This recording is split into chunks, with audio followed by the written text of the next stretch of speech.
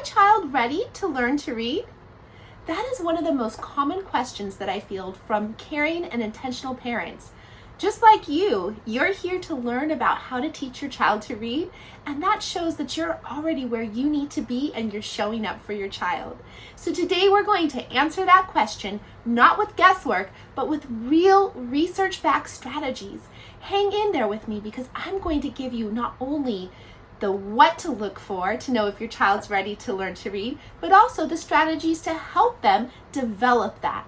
So hang in there with me, and here we go.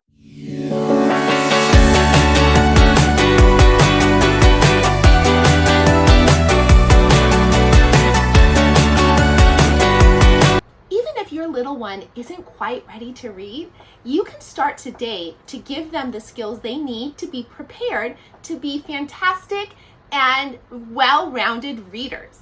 Let's get going today, but before we begin with the strategies and what to look for, let's start by defining reading readiness. Reading readiness doesn't mean that your child is already sounding out words.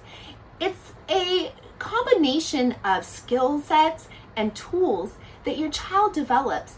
It's a developmental process. So we're going to dive into that today. Things like phonological awareness, oral language, and vocabulary, being able to attend to a task, all of these things are tied into reading readiness in a way that might surprise you. In fact, the National Early Literacy Panel in 2008 found that early skills like alphabet knowledge, phonological awareness, and oral language are strong predictors of later reading success. And in fact, even since that study, we've seen a lot more information come down the pipeline in the science of reading that shows that things like alphabet knowledge, print awareness, those things are key. Here are some clear research-backed signs that your child might be ready to start the reading process. The first one that I would look for is alphabet knowledge. We have found that children that enter into kindergarten, not necessarily with the ability to blend words, but they come with all of the letter knowledge, both sounds and names of the letters. So if you say something like, what sound goes with the letter B?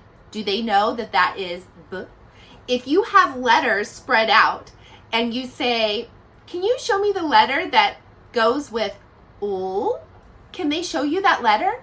Those type of activities and repeating them, doing repetition, really solidifies those alphabet skills and gets them ready to read. The next skill set that you should look for in a child that has reading readiness is phonological awareness and the ability to isolate and hear sounds inside of words. This also includes rhyming. Now, even though rhyming isn't the strongest predictor of reading success, it is connected and it does play into a child's ability long term. You don't need to worry or wait for them to rhyme before you start teaching them to read. But if they're having trouble with rhyming, you might consider making that something that you play with and that you do a lot of word play. But never fear, we also have found that children that struggle a little bit with rhyme, they tend to improve in rhyming as they improve in their reading. So there is a reciprocal connection between those two skills, and don't worry about them rhyming before they learn to read, but don't throw that baby out with the bathwater either. We definitely want to introduce our children to wordplay. Underneath this umbrella is also being able to hear and isolate sounds. Like for instance, if you say a word like ball, can they tell you what sound, not what letter they hear at the beginning, can they tell you the sound like B at the beginning?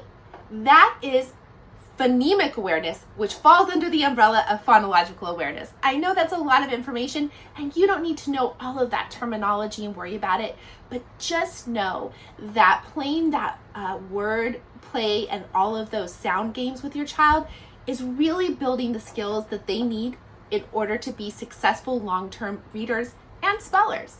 A third skill that children need in order to be ready to read is something that is often overlooked. When we think of reading readiness, we think, oh, are they able to blend sounds together? But they also need to understand that print carries meaning. And this comes from interaction with literature and being read to and parents or caregivers showing children how a book works. So be sure to spend that time, 5-10 minutes. It doesn't have to be a long drawn out story, and read to them very regularly, every day if possible, and really show them that the words that you're saying when you're reading, they connect to the words, the print on the page. That is an excellent way to help them be ready and understand how reading works. It's especially important that they understand that the words that you're saying are connecting to the text, the letters, and not the pictures. Remember, we want to steer away from relying on pictures. Picture books are great tools for young children, and even older children enjoy being read to and having picture books read to them. But in reality, we also want to make sure that children are learning something called concepts about print, which means they understand how written language works. Now, this next one ties right back into that, and that is that they enjoy being read to. And we can foster this with our children by making it a positive experience, letting them have interaction with books that has no pressure. Now, of course, giving them books to look at, that's not going to teach them how to read. If they don't know the letter sounds and how to connect it, they're not going to necessarily just start reading. That's not what I'm saying. But giving them that positive connection can build that motivation to actually know what the words on that page are saying. So go ahead and foster that. Make sure that you are including connection time with your child through literature, actually having printed books. And you don't have to buy all those books. You can go to the library, you can do exchanges with family and friends and set up little cooperatives like that. That is a great way because books are expensive. The more children have access to books, the more they're going to connect that to a positive experience. So we've seen a lot of emphasis on teaching children to read and blend words really young, but we also want to remember there is a developmental aspect. Even though our brains may not be designed to read, we do need some developmental skills in order to learn to read. And one of those is the ability to pay attention, and that is completely a developmental skill. A 3-year-old or a 4-year-old may not have the ability yet to attend to a task for 5 to 10 minutes. And that might be their normal right now. So being able to attend to a task for about 5 to 10 minutes is a great skill that children should have developed prior to really embarking upon the journey of learning to read, because we don't want to make this a overwhelming or heavy task for children. If they aren't ready for that and they're not ready to spend that type of time on a task, and again, I'm not talking more than 10 minutes at this age in any case, but if they're not able to spend 5 to 10 minutes and they just haven't developed that ability, then this is going to be not a positive experience, and positive is the foundation for future reading success. If your child isn't showing these skills quite yet, don't worry. There are ways to build these skills, and there are things you can be doing in the meantime. Let's dig into things you can do to help get your child ready to read, even if they're not ready yet. Here are 5 research-based ways that you can get your child ready to read, and these are age-appropriate and developmentally based skills that you can be doing with your child. So the first one is to make it a game and do wordplay, I Spy games, listening for beginning sounds. You don't need to be doing that all the time because nobody wants to be on all the time. We need breaks and we need the ebbs and the flows of our day. But we can include this as a natural part of our day, and we can make this a game with our children as well. So wordplay, rhyming, and going ahead and doing little things like I Spy, that is a great way to include literacy in your day-to-day life. The next thing you can do is to make letter names and sounds a natural part of your discussion. Like when you have their toys out or you have a cereal box, you can point out, oh, that's the cereal that starts with, and point the letter out that that serial name starts with. Or if they have their magnetic letters out and they're sorting them around, you can say, oh, I see the letters that go in your name. Let's go ahead and talk about the letters that are in their name and the sounds that they make. Names are a great place to start with letter sound and name knowledge, because every kid is interested in their own name, pretty much. So we want to, of course, make sure that we are making this connected to them and make it really applicable to their lives. Go ahead and let it be a natural part of your day. Let them move those magnetic letters around and sort them in different ways. Like, let's put all the uppercase letters over here. Let's find all the lowercase letters.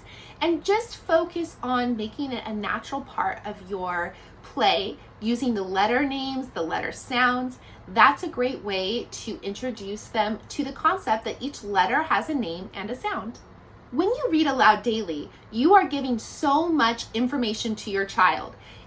Hands down and foremost, it should be a positive time of connection. And I know for a lot of parents, and I've been there, I remember those days when picking up that book seems so heavy because you're tired after a very busy day. And of course, there are days that we just can't. But reading aloud with our child is not only building that positive connection to books, but it's also modeling for them. It's showing them where they start to read. Which way do they go on a page? These are all things that we as grown-ups take for granted, but our children actually need to be shown how to do this. And in fact, as a kindergarten teacher, I could always tell children that had been read to at home, no pressure, but I could tell because they were children that actually came in with this knowledge, and it's called Concepts About Print. And it just means that children understand how written text works, and they understand where the front of the book is and the spine. I mean, if you can imagine, there are children, they don't naturally know that. That's something that's modeled to them or explained to them. So make sure as you're doing your read aloud that you're including those discussions. Oh, where am I going to start when I read? Oh yeah, I'm going to start on this side of the page and I'm going to go this way. And oh, I got to the end of the line. Where am I going to go? Oh yeah, that's right. I have to go shoop. And we always make that little noise. I did that with my students and with my own 2 boys when I taught them what we call the return sweep. When you get to the end of the line, you need to know how to get down to the next line. So all of those things are great ways to prepare your child and make learning to read a lot easier. Now the next activity is using Elkonin boxes. And this is a board. I actually have it on my Amazon storefront. It comes in a box set because the boards have different numbers of boxes, and that's super fun. But using these Elkonin boxes is really helpful in showing children how the letters work together, especially when you get to some trickier vowel teams and trickier phonics. But anyway, using these boxes helps them to put those sounds in order. And I really encourage you, whether or not you get these boards or draw the boxes yourself, but I highly encourage you to use Elkonin boxes to show your child how letters work together to form a word. Going ahead and starting with 2 sounds, you can start with words like at or am. We want to shy away from words like me and he because those are some long vowels. So if they're really, really in the beginning, we can start with words like at and am, and then we can move on to 3 sound words and do sat and tip.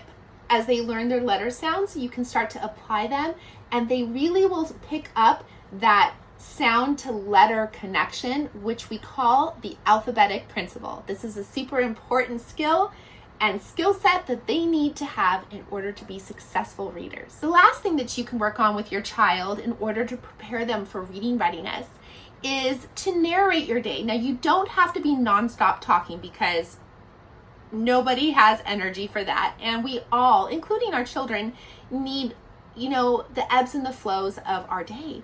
But narrating what you're doing when you're in the kitchen or narrating when you're in the store, all of these things help our children build vocabulary. We don't need to necessarily do fancy excursions to grow their life experience. We call this cultural capital. and it prepares children to be able to connect to text because they've experienced things in life. So when they come across a character that is going to the grocery store or going to the park or the beach, they've had those experiences, so they kind of understand what that feels and looks like, and it helps them to understand the text better. I've created a free checklist to help parents just like you get their children ready to read and to know when they're ready to read. You can find that for free. It's a freebie on my Teachers Pay Teachers account, and you can download that. And while you're there, check out the other activities that I have that are print, cut, and go, perfect for morning baskets, perfect for reviewing, and perfect for also independent time. If you need to get a task done, you can have your child doing these activities. They are reusable and very, very based in the science of reading. Remember, every child's journey to literacy is just a little bit different. And we also have to keep in mind the developmental aspects. So remember, it's okay and it's great if your child is 3 and they're ready to read, but if they're not ready till they're 5, 6, or 7, that's okay too. We want to make sure that we are following the science when it comes to reading development in our children so that our children get off to the right start and that we see the long-term results. I'll see you next time when I teach to your learning strengths, one child and family at a time.